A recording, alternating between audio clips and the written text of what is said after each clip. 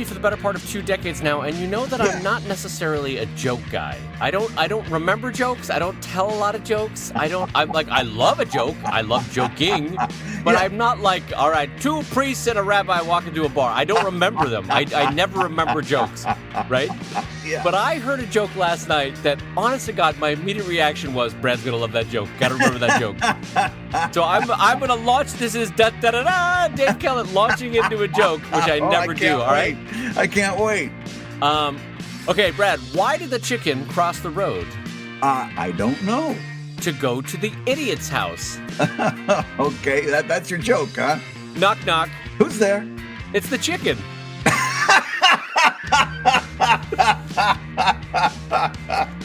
Oh, that's delightful.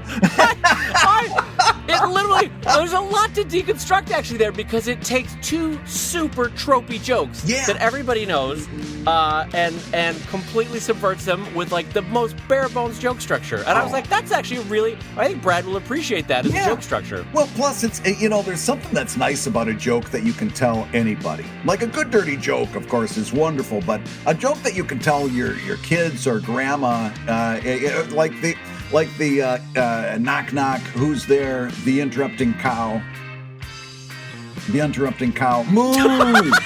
I forgot to say. Yeah, you're a great partner there. Oh my God, who's good with the 1-2? It's Dave Kellett. Tippy toes on it. Oh, he's ready to go today. Oh my God, yeah. Yeah, but I like those kind of jokes that you can tell just anybody, because they're just kind of fun. Now, so you already answered the question I was going to ask, and that is, were you a joke-telling kid growing up? And it doesn't sound like you were. No, I got, for whatever reason, everyone in my life knew that I was a funny kid, so they gave me a lot of joke books, like 1,001 gag jokes, 1,001 knock-knock jokes, all those kind of, they were always, someone saw them at a garage sale and got them for little Dave or something, got them for Davey, yeah. And, but I would read them, go, ha, and then promptly forget them. Whereas I know for a fact that there is a significant portion of Brad Geiger's brain that, rather than remember loved ones' birth dates, will remember a vaudeville joke he heard in 1978, and like, I'm locking that away. I'm holding on to that gem. I was the polar opposite. I memorized jokes, like those joke books, I would pore over. And not only like to memorize them, but to see what the mechanics was that made that joke work. Right. And try to deconstruct it so I could reconstruct it and reverse engineer it. And then when my parents' friends would come over for like a dinner party or something like that, or they'd be having a cookout in the back, I was that annoying 8-year-old kid that came up and started reciting jokes because I could get attention that way. Yeah. And I became good at it to the extent that pretty soon the friends would come over and say, "Hey, Brad, come on over, tell us a joke." It was a way that I distinguished myself, was by being able to being the kid who could tell a joke. And then you would turn around and walk away and at the family's barbecue, and everybody would go, that poor kid. Yeah. Well, no, they'd look at they'd look at my dad and just say, "Oh, you poor man." That's a lifetime of hurt for that poor kid, huh? And meanwhile, you're strutting to the other side of the barbecue going, everybody loves my jokes. Yeah, I got him with the old bartender was a duck joke. And meanwhile, my dad's back there, talking with one of my uncles, and he's saying, has he ever still figured out how to hit a hanging curveball? No, he still jumps out of the batter's box. All right, well, at least you got that bartender as a duck joke. So I had speaking of a hanging curveball joke, or not jokes, but I got a story for a hanging curveball. I had the first coach that ever taught me how to hit curveballs. Yeah. Was like, all right, now here's how the physics of how the ball is going to work. It's going to start coming towards your chest, and then we'll curve down and away, so across the plate from you at crotch level, that kind of thing, right? Yeah. And I was like, okay, you're sure, I got it. And he instructs the pitcher to throw a curveball at me. The other kid is like, all right, sure. And then I guess something happened. So, there was a conversation. They started talking. They turned back around. The kid threw a high and tight. Wasn't a curveball. It was a fastball, but I was thinking that I was about to practice my curveballs. Hit me in the neck. In the neck. Holy cats! Talk about trust issues. I was like, I don't want to play baseball anymore. Yeah. You jump out of the batter's box every time after that. It's like, no, I've already seen that. I'm not sticking around for this. I'm taking up checkers. Yeah, exactly. A lot of bravery on the Dave Kellett front. Yeah. Well, speaking of bravery, it's time for me to bravely say hello, everybody, and welcome to ComicLab, the show about making comics. And making a living from comics. I'm Brad Geiger, editor of Webcomics.com and cartoonist of Evil Inc. And I'm his friend Dave Kellett, cartoonist of Drive and Sheldon and co-director of Stripped. And this week's Hour of Comics Advice is made possible by your support at patreon.com/ComicLab. So Dave, let's talk comics. Let's talk comics, my friend. But before we jump into it, I want to say, speaking of support, we have to give a shout out and thanks to our good friends over at Wacom, WACOM.com, and the makers of the new Wacom One. They have been very kindly sponsoring Comic Lab all throughout 2020. And we super appreciate their support, also because it is a tool that we use, so we can heartily endorse it. So a huge shout out and a thank you to our friends, Wacom at WACOM.com, and the makers of the new Wacom One. Fantastic. So, Dave, let's jump right into it. We've got a question from one of our $5 level Patreon backers, and it goes like this. Brad and Dave, you cover so many things in your show, but I wanted to see if you had a chance to revisit your goals that you discussed last year or at the beginning of this year. Has the coronavirus situation changed the way you think about your comics or doing comics in general? Eventually, we will all get through this stronger. So how can the comics community come out of this stronger? So here's the deal. Dave, we shared our goals for 2020 at the beginning of the year. Right now it's June, so we're at the halfway point.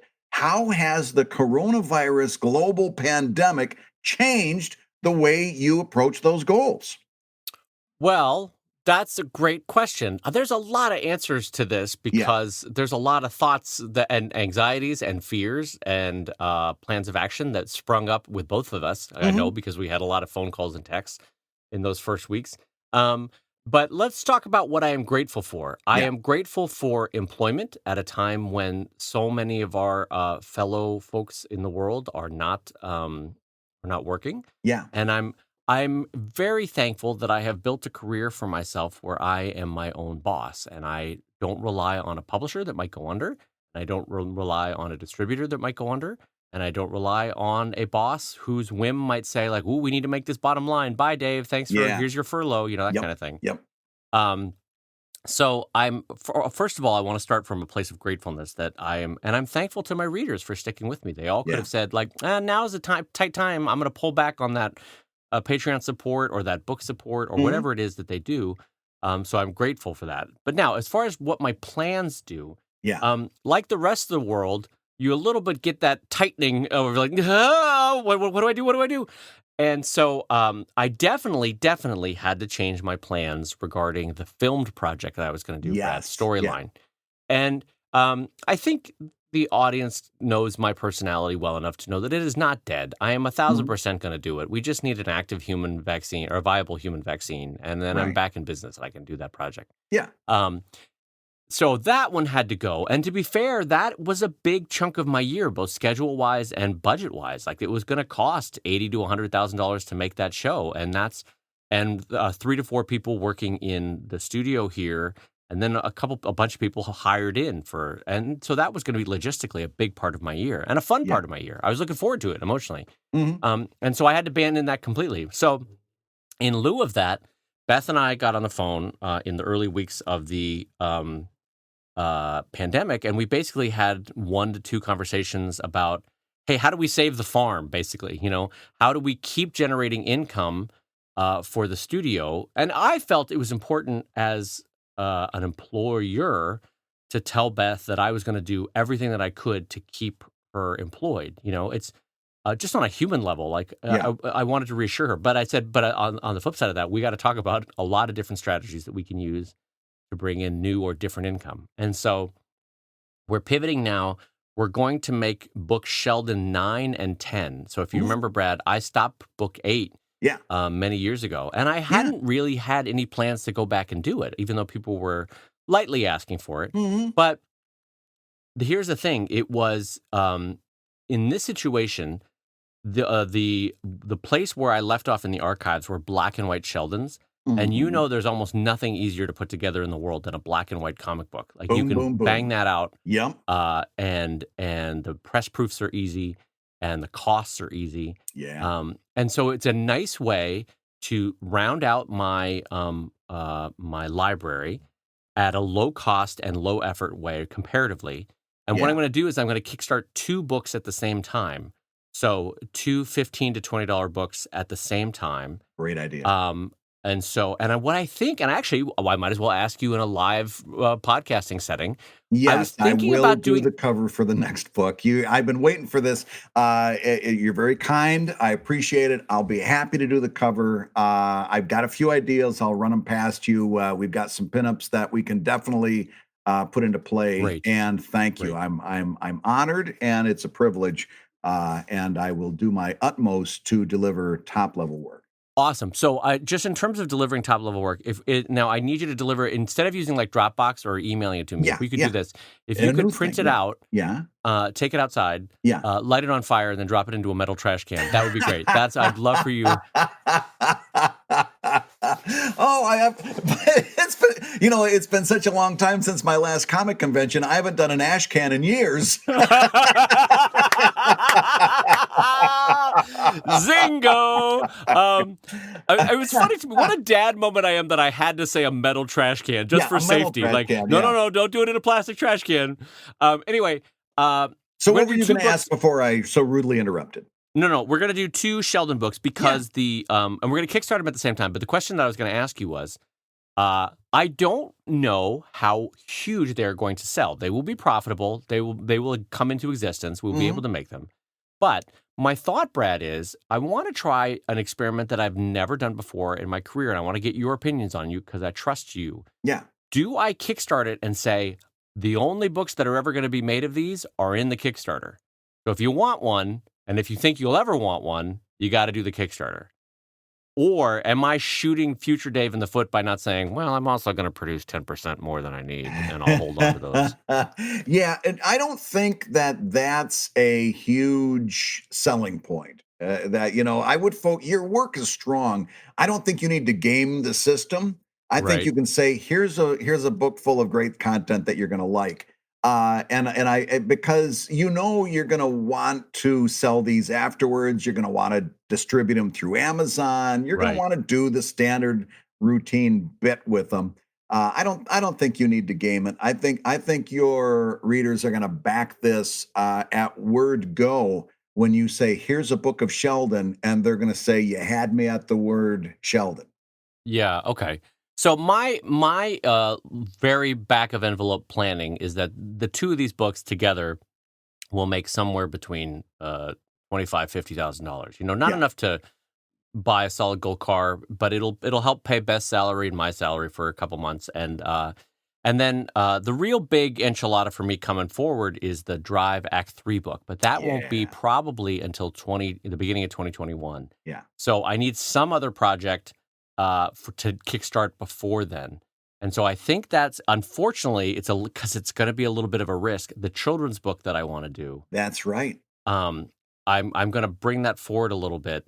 I'll be honest with you that I'm nervous because I need 2 successful Kickstarter projects a year in order to support myself and Beth, and and it's supplemented, of course, by Patreon and Mhm. a little bit of Google Ads and usually conventions and usually other supplemental income that I could go down the whole list. But I do need 2 successful Kickstarters to go a year. So I've already had one, my first ever one that I had to say, nope, that ain't going. Yeah. That one got pulled, and so now I have to kind of quickly turn on a dime, and I'm going to do the 2 Sheldon books, kickstarting at the same time, and then the children's book, and that's my short-term plan. And then my long-term plans depend. I'm doing a very different policy for me than I normally do. You know me, I normally plan really well, Brad, Mhm. and I normally would be like 5-year plan, 10-year plan. Come on, let's get this going. Yeah. I am adopting at 46 a plan that I don't normally do, which is one day at a time. A little bit until the pandemic is over and until this possible depression Mhm. passes. I'm basically taking this the best I can, one day at a time, 1 week at a time, 1 month at a time, and not worrying so much about what Dave 3 years from now is gonna do, you know? Yeah. And Yeah. so that's different for me. But now I've been talking way too long, and I'm actually really interested in how your plans changed from what we talked about at the beginning of the year to, oh, let's see, 3 of the largest events of the 21st century all happening in the same year, Yeah. in terms of economics, social unrest, Yeah. and health policy at the same time. Well, I'll be honest with you. I'm looking at where I'm at and looking at where I plan to be, and I'm gonna. Maybe this is me being myopic, but my plans haven't changed. Okay. My plan has always been to do 2 Kickstarters. I've got 1 done. It's going off to the printers within days here. I'll be uh I'll be packaging those up and doing artist editions and all like that over the summer. So that's all going pretty much according to plan. The second one is a really big project, which is doing the second edition of the Webcomics Handbook. I've been working with an editor to clean that stuff up and to just organize all of that material. Uh, that one's going to be a little bit more ticklish because it's going to come in later in the fall, and I want to kind of thread the needle because always I want to do my Kickstarters within the same year. I don't want to carry money over into the next year because then I Yes, have to pay for tax taxes on reasons. it. Yep. So I've got to the timing may not be my friend on that one, but I'm moving forward on that as well. Patreon has not changed. I was watching Patreon very closely, and my idea with Patreon is this is not the time to let up. This is the time to pour more energy into Patreon, if anything else. And so Patreon, my approach to Patreon hasn't changed. The comic itself, I'm still doing that the same way that I had been doing it. Uh, I've got and redoing my website that I've been talking about on this show for years now. I finally took the step on that, and not only is that going gangbusters. In other words, finally, when you go to read Evil Ink on the Evil Ink website, if you're on mobile, you get a vertical scroll. If you're on desktop, you get the full comic that you can read traditionally, and that has had really good knock-on effects because, of course, then I'm also publishing it in all kinds of different formats on different places that play to the strengths of those places. In other words, I've got the vertical scroll all set up to go on Webtoons, and I can use the vertical scroll to do panel by panel on Instagram and on Patreon. And of course, we already talked about the vertical scroll ebook. So doing that has been good. And I am, by the end of the summer, I'm going to pull one of my kids in probably to help do this on the Evil Ink website. The last part of what I really envisioned as the next step for a webcomics website, I've already gotten the Patreon integration. I've already gotten the rethinking of how that landing page should go. And I've already got the responsiveness. The last thing I've got to do is to rethink how we do archives in a webcomic. This whole Yeah. idea of hitting the previous button and hitting the previous button or hitting the next button and hitting the next button to read through a webcomic archive is clunky and horrible. Yeah. And so Yeah. what I've already done, and we should talk about this at some point, there's been a little pushback. I took everything that is in a book. If there's an Evil Ink that you can find in a book, if there's a comic you can find in a book, it is behind the Patreon paywall at the $2 level. In other words, if it's something that is in the under new management book, one Right. of those comics, you've got to at least be a $2 member to see that on the website. Or you can buy the book, Okay. or you can get the ebook, or you can go to your local library and grab it that way. There's lots of ways to get it. But on the website, anything that's published now goes behind the paywall. The next step of that is that the archives now are going to be in ebook format.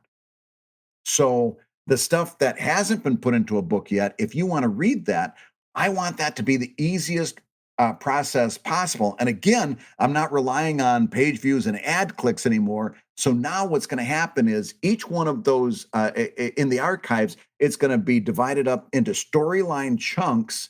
And if you're on a desktop, you're going to get an ebook style page by page, turning the page reading aspect, which is way better than, click the previous button for a half page update.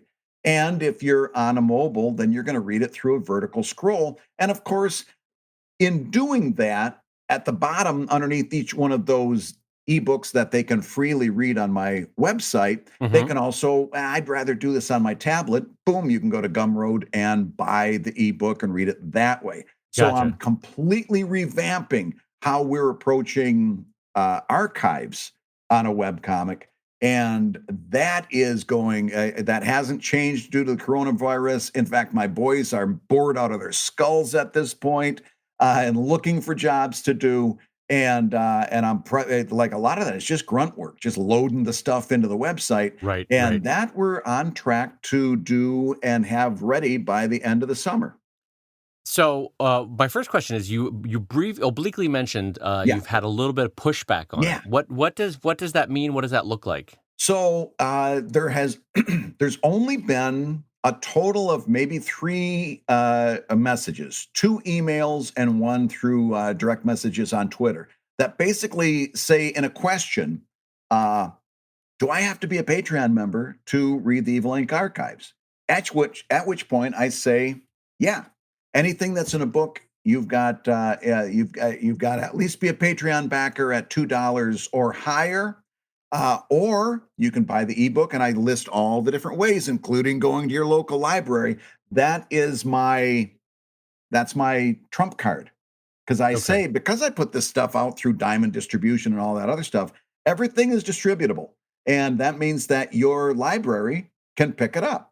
And philosophically, you feel like you're keeping like the most recent 30 days free? Or no, I guess the most recent whatever's not in a book is free. There's a good 2 years of stuff that is free to read. Okay.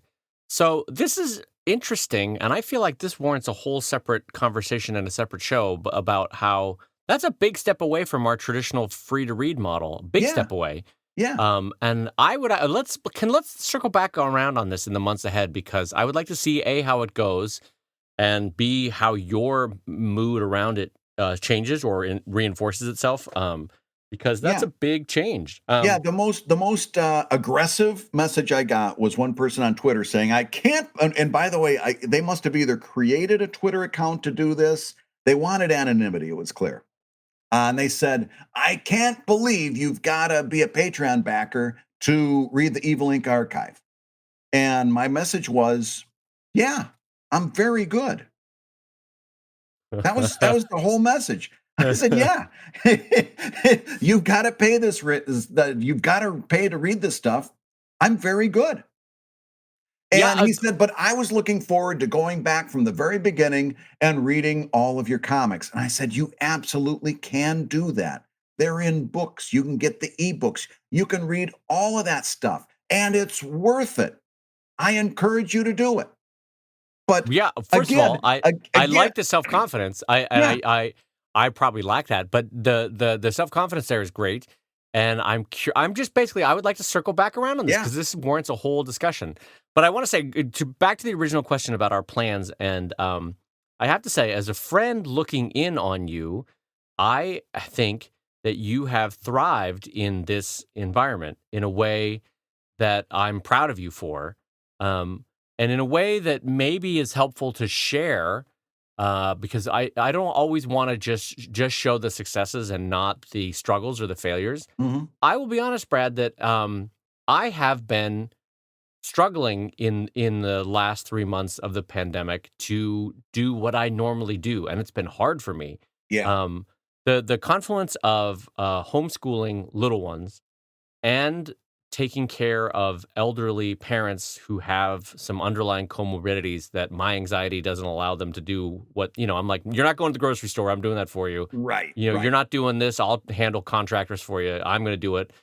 But the problem is, anytime you take on additional people's duties in their lives, that's an hour here, that's an hour there, Yeah. and then homeschooling, and then all the this and that, and just maybe it's just me, but the anxiety of coronavirus, living in a big city, and frankly, if you're in a small town Hmm. in Nebraska right now listening, you probably don't have the top of mind awareness that someone in Chicago or New York Yeah. or Philadelphia or LA or Seattle has Hmm. in terms of the risks you take when you walk outside, right?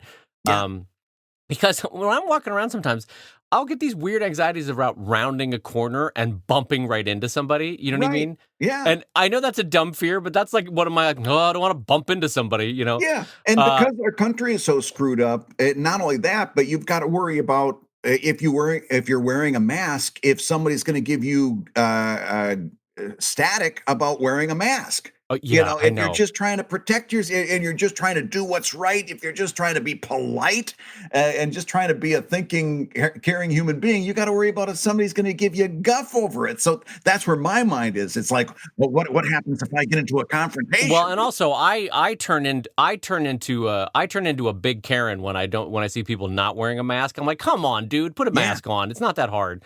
Or even worse, they've gone through the trouble of putting the mask on, but then it's tucked underneath their nose, and I'm like, Yep. you SOB, do you know what anyway? So I have not been doing great, and it's worth being honest about it. That like I'm Yeah. normally good in my productivity. I'm Yeah. good in the way I structure my life, and I've been struggling in terms of and this has happened before in my career, I should Mhm. say that.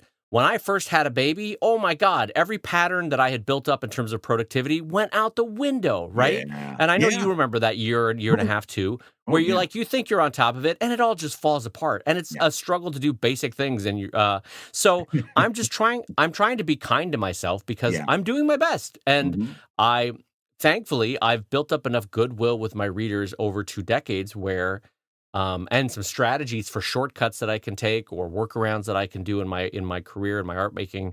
Mhm. That this is the time to use those, not forever, but to help me get the job done as best I can. And so I only share that because I don't want it to be a highlight reel for people to be like, oh, everything's going great for Dave Kellett, Yeah. in the sense that like it's we all should acknowledge it's tricky. This is a tricky environment to do what we normally do.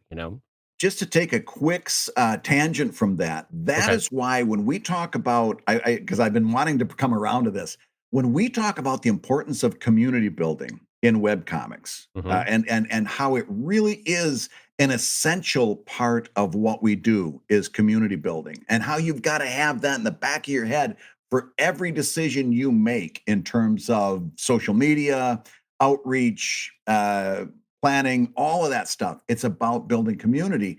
And we had Scott Kurtz on the show a little while ago, and he was talking about this big pivot he was making with Table Titans, and how his wife said, "Your fans have always supported us. Tell them this is what you need to do, and they will support this."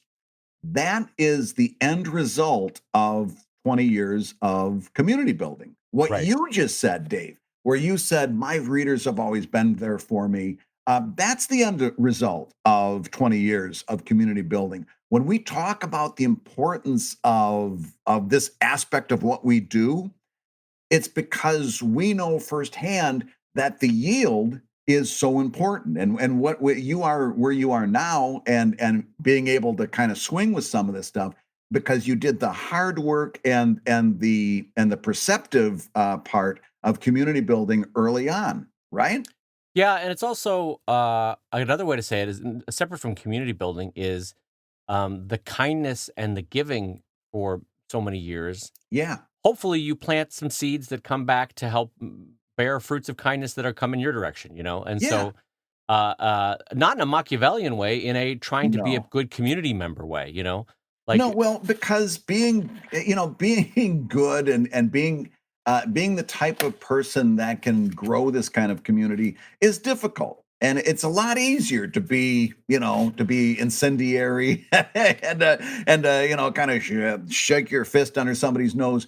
But it's a lot harder to make the kind of decisions that are more based in kindness At least they are for me. Being kind is not first nature to me. It's definitely second nature. So Yeah. this is a reminder of why we do it. And that is because it's not only is it the right thing to do is to treat your fellow people with kindness, but also it's going to be that thing that grows into something very, very strong later on in life. Hey, if you're listening while you work, take a minute and stand and stretch. And while you're doing that, Brad and I are going to tell you why you should join us on Patreon. Yeah, because, when you do, you'll get hours and hours of podcasts that we've recorded just for backers. And an exclusive Patreon post that go even deeper on the ComicLab topics. And access to our exclusive Discord server, a thriving community of professional cartoonists. So you can support the show you love and get tons of actionable resources for your own cartooning. And listen, if you can't swing a pledge this month, no worries. You can still support the show by rating us wherever you get podcasts. Leave us a 5-star review and a few kind words. And that, along with mentions on social media, is incredibly helpful. And now, let's talk comics. So, Dave, don't forget, we've got the special offer coming up fast. If you are a Patreon backer at the $5 tier by July 4th, you're going to get a whole lot of stuff. We're throwing the whole thing at you. And of course, that's for people who are joining us new and for existing members. All you have to do is be on the ComicLab train by July 4th, and you are going to get 4 ebooks from both Dave and I and myself. That's going to be the How to Make Webcomics ebook, the Webcomics Handbook, Evil Inc. Under New Management, and the ebook of Drive Act 1. And also, and we're gonna be setting this up at a later date, you're gonna get an invite to Cocktails with ComicLab. It's gonna be a Zoom meetup. Dave and I are gonna pour ourselves a couple of tasty adult beverages and have a socially distant party with you.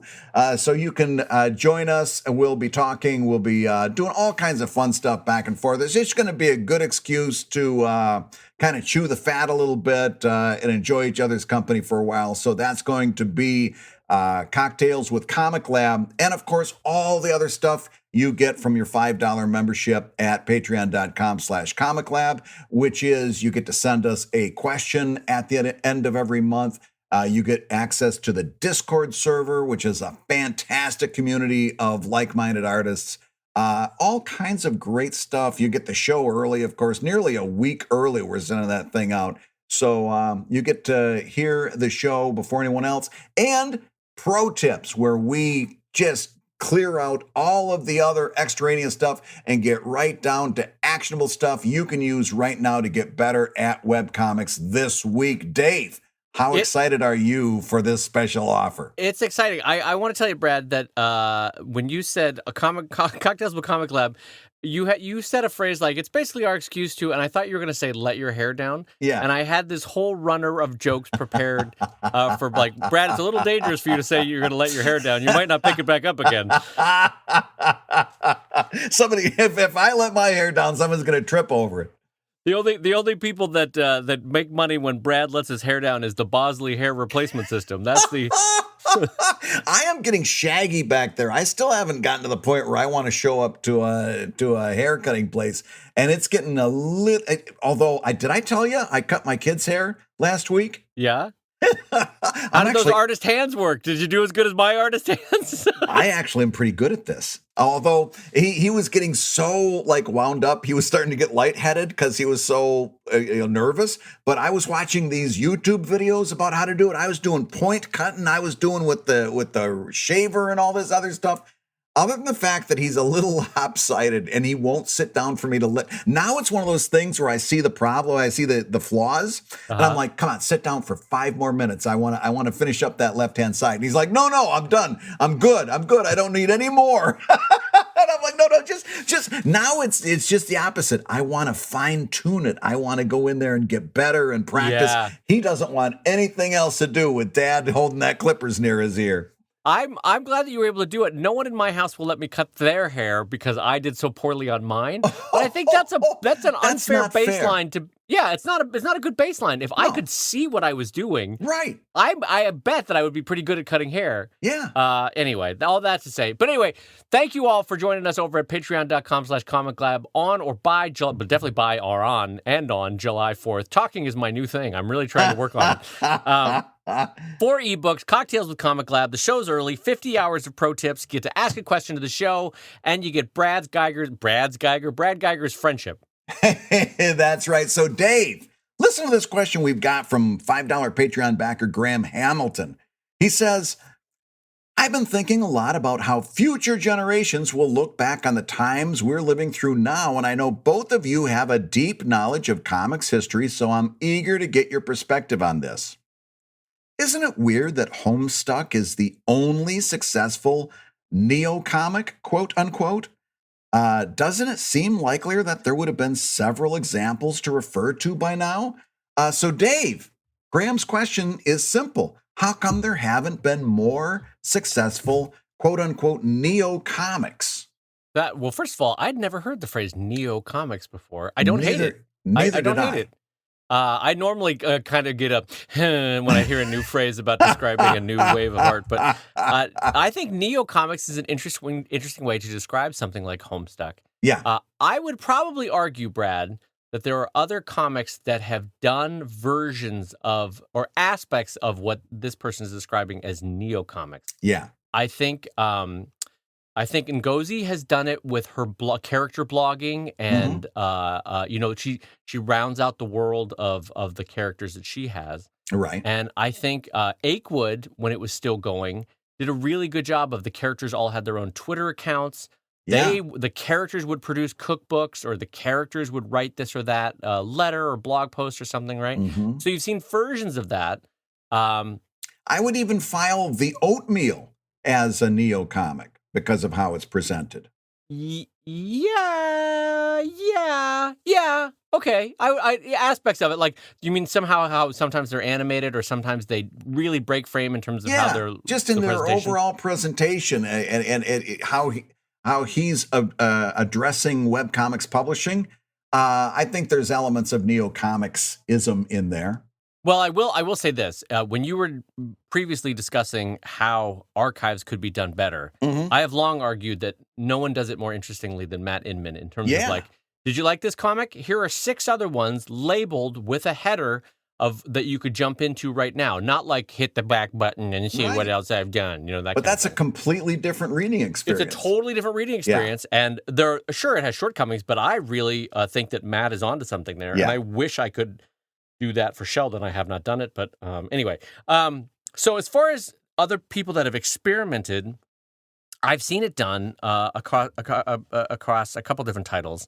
Mm-hmm. But one of the reasons, Brad, that I think it doesn't happen is that it doesn't fall under the art of the possible a lot of times, you know? Tell me what you mean by that. Here's what I mean, is that it is hard enough to produce a compelling comic. You have to be good at art. You have to be good at writing. You have to be good at marrying the two, which is its own unique skill. Yep. Because you can be a good illustrator and a good writer, but you're not a good cartoonist, which is its own unique skill, right? You have to be good at graphic design. You have to be good at social outreach. You have to be good at basic business management and how to plan products that springboard off of your titles, right? Mm-hmm. So all of this stuff is hard. And then when you ask or expect an artist to also be producing filmed video content or tweeting as their characters, a lot of that, it's not possible. And that's what I mean by it's not the art of the possible, because they either don't have the time, they don't have an ever-expanding skill set that could encompass these different multimedia platforms, right? Or they don't have the execution to the same level that they have in their quality comic, but it's a poor level, animated GIF kind of a thing, So like they're not as good at that as they are at the other thing, and so it kind of suffers, so they end up not doing it. That's what I'm saying, the art of the possible. Mm-hmm. I also think, as a flip side, that it also might be the case that comics are largely enough.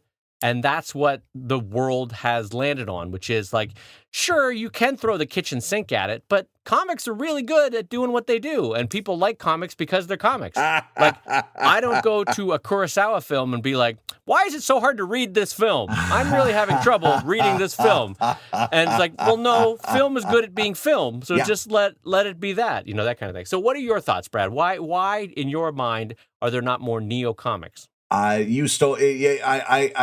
completely agree with your second point. I agree with your first point, but my mind immediately went to when Graham says, why do you think there haven't been more neo-comics? My question is, why do you think we need more neo-comics? In other words, comics, if you go back to comics, really we're talking about something that started around, I mean, you can trace its roots back very, very far. But in terms of sequential comics, I just looked up, Mutt and Jeff started in 1907. So and it's probably not accurate. I know that's like technically like the first comic strip, but just so we can plant our flag somewhere, let's call that one of the first sequential comics.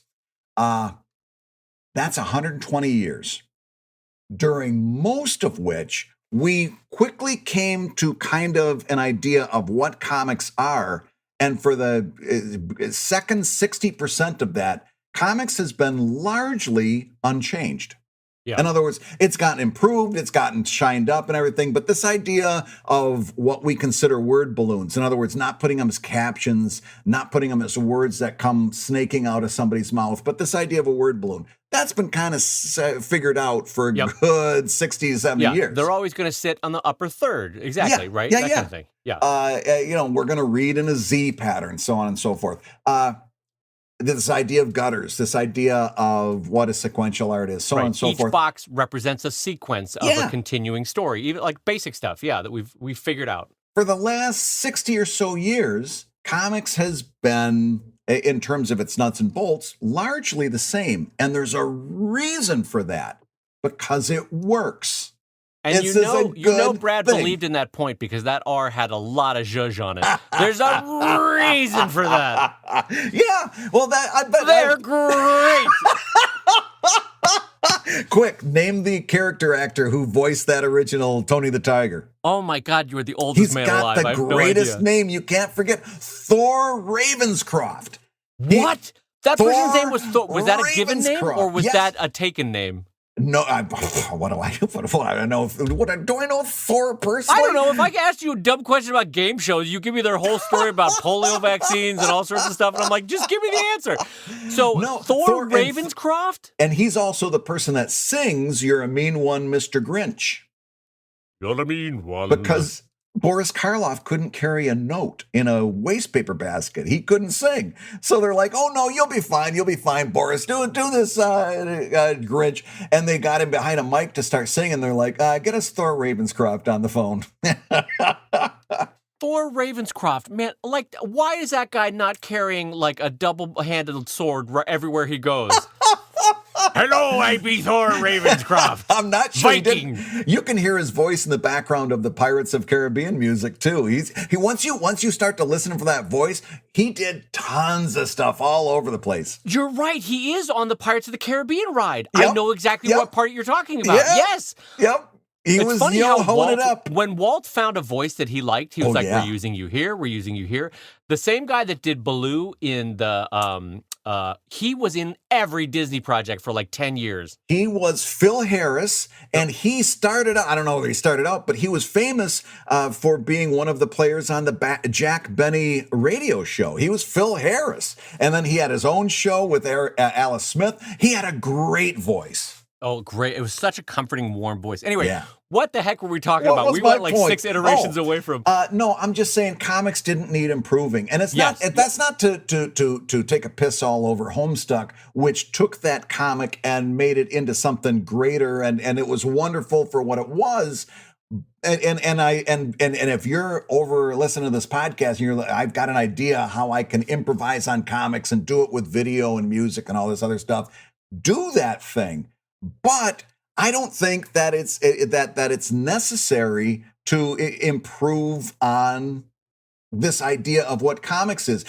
You can easily also say this idea of a 5-member band right? Originally, music was played by orchestras. Entire orchestras had to play a piece. And then it got a little bit smaller. Then it was a combo and so forth. But right now, most of the music that has instruments behind it, you've got a couple guitars, your bass guitar, rhythm guitar, you got a drummer, you've got a keyboard, you got a singer. And that's it, whether it's country or rock or folk or whatever, it kind of boils down along those lines. You could just as easily say, how come nobody has ever expanded that to a full orchestra?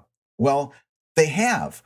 But really, this whole idea of a 5-piece group, it was kind of like the perfect little assemblage, and you didn't need to improve on it. Well, that's kind of why that goes back to my art of the possible. One of the reasons why a 3-person, 4-person, 5-person band succeeds is it's just enough people to get the job done. Yes. But not so impossible that if Susan calls in sick, you can't do the gig, or like you don't need 50 people. It's like forming, auto Voltron, where you need every damn car in the universe to join up. It's so much better to have the 5 lions. Everybody's accountable. They'll show up. Anyway, I don't know that I've ever shared this with you, Brad, but when I started Drive, maybe I've shared this with you. I wanted it to be a neocomic. Did I ever tell you this? Did you really? Yeah, so I had it planned where I was going to do, but I couldn't figure out how to do it from a programming standpoint, where it would be comic, radio play, comic, in-world advertisement, comic, filmed entertainment, comic, right? I had all this idea that for those that read Drive, there are in-world media that we get in the story. So you'll read 20 pages of story, and then suddenly there will be a memo, like an interoffice memo will be one of the pages of Drive, right? Or an imperial decree you'll show the paperwork that it appears on, right? Something like that. I had intended that to be bigger than that, Brad, and it was going to have video, filmed content. It was going to have... in fact, my father-in-law, who worked in auto his whole life and is now retired, has an amazing baritone, Cuban accented voice. And I was going to have him play the Emperor and film it and have a costume done for him, right? And I was like, my father-in-law might enjoy to do. He's not an actor, but he's an amazing public speaker, right? But he is a ham. And he is a ham, right? Like, he raised his daughter. He knows the power of performative art, right? Yes. And so I was like, it would be fun to have him be the Emperor. Yeah. And I was going to film it and have that be one of the things in the archive, but I couldn't figure out how to program comic, filmed entertainment, comic, radio play. And I was going to get actor friends to do some staged radio plays of Drive. Lots of people with incredible voices. Yeah, and friends that would have loved it, that love actor friends of mine that love been sci-fi asked for something like that. Yeah. People So, with incredible voices. You know many people that would love to be involved with this, that have voices that are rich and sonorous, wonderful voices. But unfortunately, the only person I could get that was doing a podcast with you. So those other people couldn't do it. So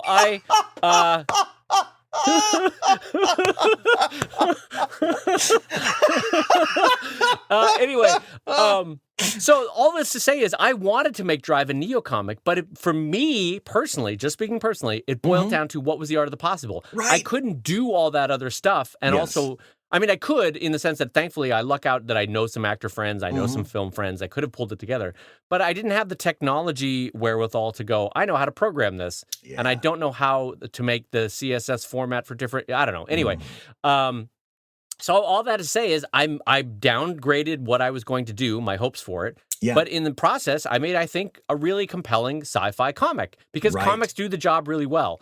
And so I ended up to your second point, which is that comics are enough, basically. You know? Yeah, it's enough to do a kayak. For me, sometimes it's too much to ask to do a comic well. I think there's not a lot of neocomics because comics are enough, and also it's hard to do it well. It's hard to do that one thing well. So it really is. That's like going to Mozart and being like, hey, Amadeus, love what you're doing. How come there's no interpretive dance incorporated into this? Where are the fireworks? Yeah. What's his face gave us the 1812. It had cannons. I'm looking for a sparkler, something. Give me phone it in, Amadeus. Yeah, Come on. Gee whiz. So listen, Dave, we've got time for one more question, and this one, man, I love talking comics nuts and bolts. This one's you're gonna love this. This one comes in from J Lark, one of our Patreon backers, who says, "Hey, Brad and Dave, let's talk about gutters. Specifically, I was curious about the color choice behind gutters. Many comics on the web and in print keep their gutters white, even when the comic itself is in full color.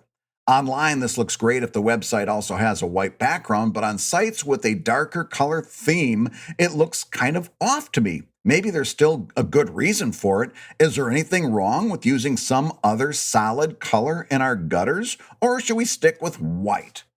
Dave, what do you think? Jay wants to do colored gutters.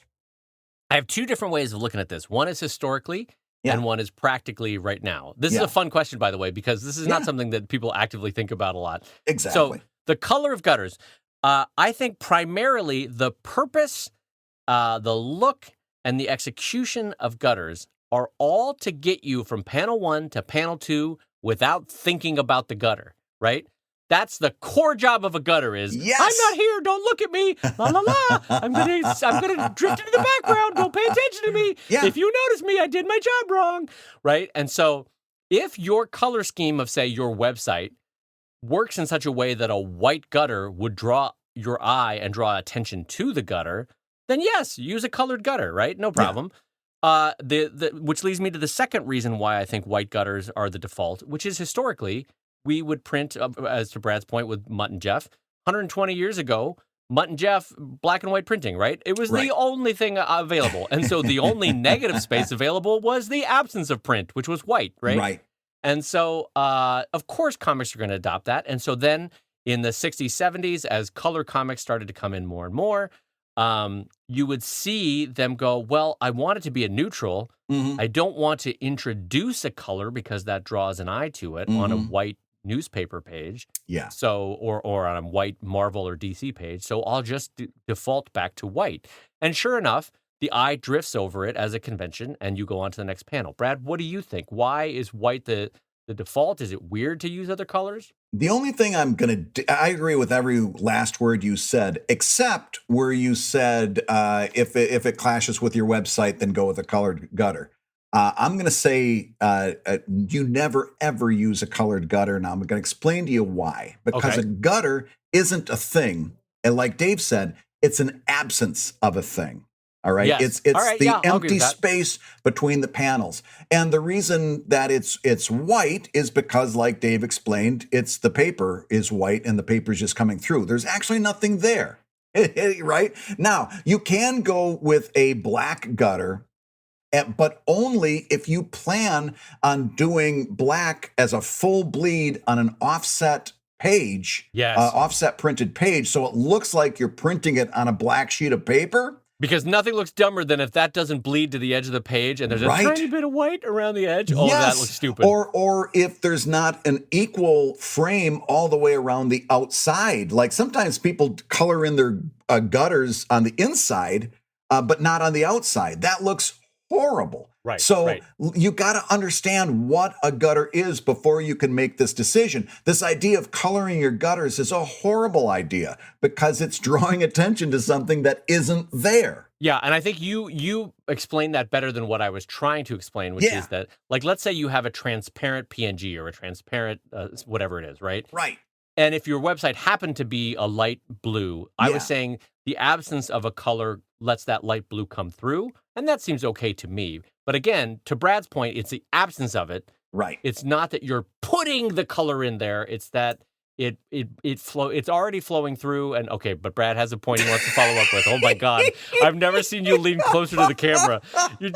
Brad, I could count the pores on your nose there. That was amazing. And there are 3. I have very, very large pores. There's only 3 of them. Those pores are doing the Lord's work. Come on, there's 3 of us.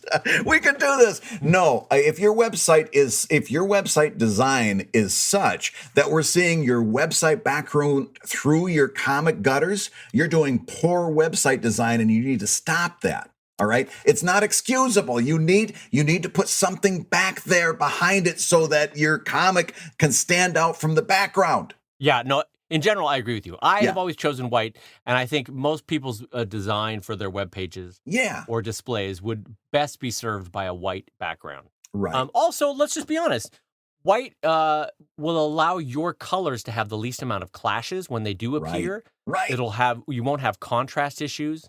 You won't have weird vibratory issues. You know how certain colors, when they run up against each other, you get that like if you look at a Captain Crunch box, it's not an accident that thing freaking vibrates because they chose colors that they want to represent what the sugar is about to do to you. That's right. After your second bowl, after your second bowl, those colors calm down because the two vibrations cancel each other out. All of a sudden, the turtle started talking to me when I ate the Captain Crunch. Come, it's time for your spirit journey. Oh, that's been one thing during this coronavirus pandemic. Somebody made the mistake of buying Frosted Flakes and bringing them into the house, and I started eating Frosted Flakes for breakfast, like a couple bowls at a time. That stuff will sneak right up on you. I had some very jittery mornings there for a while before I had to pull her back. You're just going around the house. Come on, kids, let's do the dishes. Let's go vacuum. Come on, who wants to clean the windows with me? Just running around the house. Yeah. Let's clean the bricks one by one. Everyone, grab the smallest toothbrush you own. Okay, so but remember, gutters are not things; they're absence of things. Yes, and I think Brad, to do gutters well, you got to know what you're doing. That's why a lot of times, and I see this like with a lot of comics, the gutters are too thin. If you're using the Manga Studio gutters that come preloaded, those for me, those are way too thin. You gotta work those out a little bit and set some new parameters. But doing good gutters and not letting panels crash into each other and getting to the point that if you have a vertical line that goes top to bottom, that it doesn't look like a panel border and get confused with a gutter. Doing good gutters, paying attention to that is really, really important. Let me ask you, this is an imperfect science, but I want to propose something to you. Yeah. What do you think about the idea that the gutter width the width of the gutter should be the exact or near exact width as the height of your letter forms of your lettering? I'd say that's a good jumping off place. I don't know that I'd. Like, I don't it's not know perfect. that I'd, it's not a science. Like, obviously, you need to noodle it. But I think, roughly speaking, the visual amount of space that one letter form turned on its side, doesn't matter what letter, E, T, M. The cap height. Yeah, turn it on its side, and that, roughly speaking, should be your gutter width. Yep, I'd say you're in the hunt at that point. Yeah, but just an interesting thought. Anyway, I think Brad and I are on the same page, even though Bad's execution or explanation was probably better than mine about the absence of a thing rather than a thing. Yeah. But I think we're largely on the same page about that. So, anyway, good luck with the guttering and with the guttering. Good luck with the guttering. We're going to get our heads out of the gutter now. And Hey, that means you've been listening to ComicLab, the show about making comics and making a living from comics. Your hosts have been my friend Brad Geiger, the creator of Evil Inc. at evil-comic.com and the editor of webcomics.com, and also my pal at pal.com. And my good friend Dave Kellett, co-director of Stripped and cartoonist of Sheldon at sheldoncomics.com and Drive at drivecomic.com. The ComicLab theme song is used with permission from Andy Creighton at theworldrecord.net, and this episode and all episodes were edited by the wonderful Matt Woodard of Woodsong Productions over at www.woodsong.media. If you love ComicLab, you can rate and review the show on Apple Podcasts, and you may hear your review featured on a future episode. And, of course, we thank our sponsors for today's show, Wacom over at wacom.com, Wacom, the makers of the new Wacom One. And ComicLab is made possible by your support on patreon.com/ComicLab. So we'll go ahead and say that like Brad, looking at the bright world, and go, boy, patreon.com/ComicLab.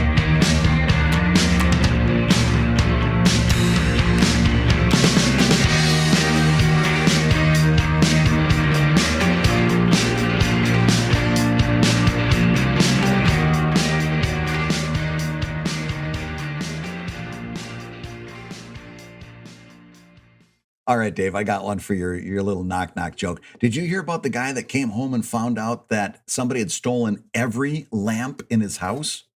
Every lamp? Yeah. I did not hear this one. Oh, he was absolutely delighted. Ha!